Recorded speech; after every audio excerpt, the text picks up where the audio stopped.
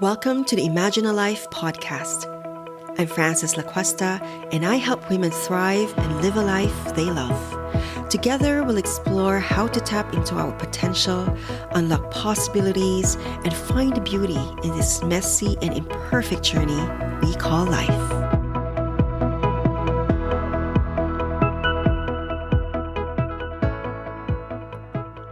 Hello, dear Imaginal friends. Welcome to another episode of the Imaginal Life.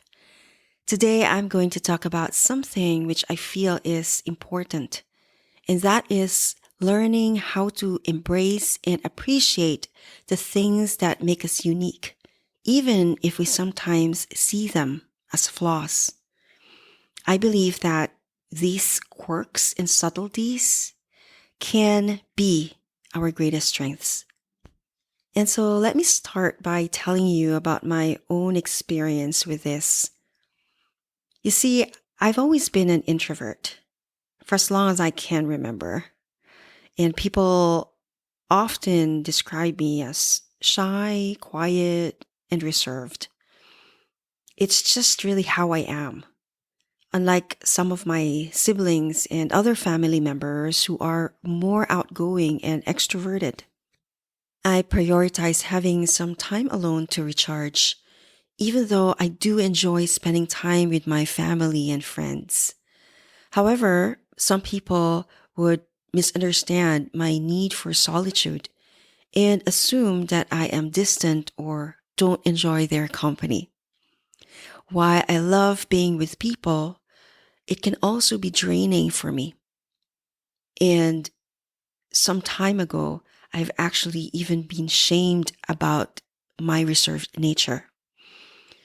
So when I started working, when I moved to the States a few years ago, it didn't really help that my colleagues were more extroverted than I was.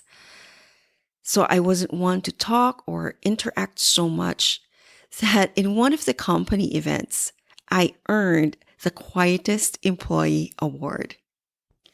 While we had a few laughs about it with my colleagues, I kind of made it mean also that I need to put on a more extroverted facade in order to fit in.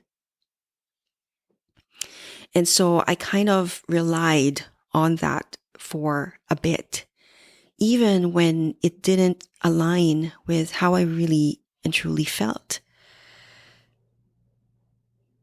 I soon realized that this caused me a lot of stress to force myself to be more outgoing, to be more outspoken, even when I just feel like not talking as much and just go about in doing my work. It's not like I don't talk at all, but most of the time, I just really want to be in my own space where I can get in the flow of my work. After reading Susan Cain's book, Quiet, I was really elated to discover that being introverted is perfectly acceptable. It's okay to be quiet. And it's high time that society recognizes and values the significant percentage of introverts. So despite the cultural preference for extroversion, I really now feel liberated to just be myself without any pressure to conform. And I really don't have a lot of issues when it comes to being in social places to interact with others. I actually really enjoy it. But it's just that I need that space and time to actually recharge.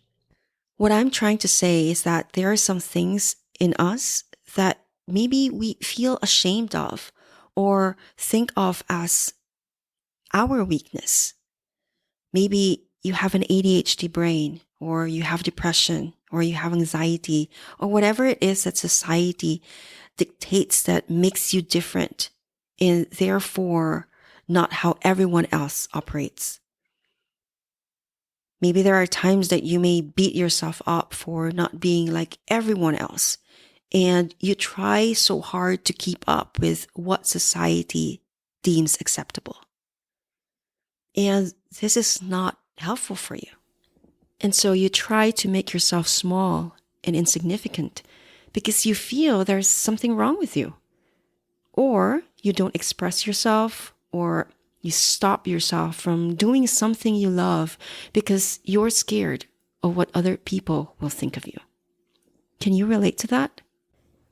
I hope this serves as an invitation for you to look at what you may feel as your weakness and how it could be your strength or your superpower instead.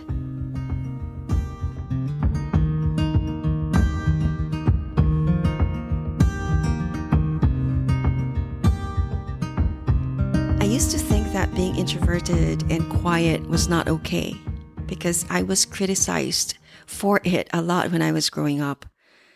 But now I realize that my introversion has actually helped me, and it has helped me become more reflective and interested in spirituality. I'm also highly sensitive, which allows me to understand people better and feel more empathy towards others. And this sensitivity has also helped me to be more mindful of my words and actually improve my listening skills. And so perhaps you've been told that you're too loud, you're too intense, you're too weird, too messy. And you feel like you need to force yourself to be someone you're not in order to be accepted. And it can be difficult to determine what this really says about you and whether these qualities are actually weaknesses or strengths. However, by practicing self-awareness and introspection, you can actually learn to harness these traits to your advantage. Rather than viewing them as weaknesses, recognize that they may be the key to your success because it actually what makes you unique and different from everyone else. And so embrace your unique qualities and allow them to shine.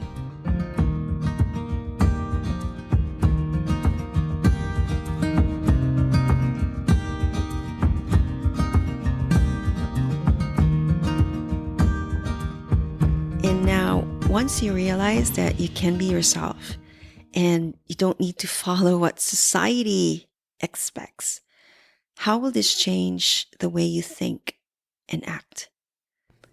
And so I'll end it here, and I would love to hear from you. Drop me a message to just say hello or tell me what you think about this episode. And look for me at Instagram at Big Impact Women. I'll see you all next time. Bye for now. Thank you for listening. You can read and download a full transcript at bigimpactwomen.com/The Imaginal Life. If you like this episode and want to hear more, hit the subscribe button in your favorite podcast app. If you feel moved and inspired, head to iTunes and leave us a review. I love hearing your feedback on how we can continue to grow and evolve the program. I believe when women come together, we can co-create humanity's new story and contribute our gifts to the world.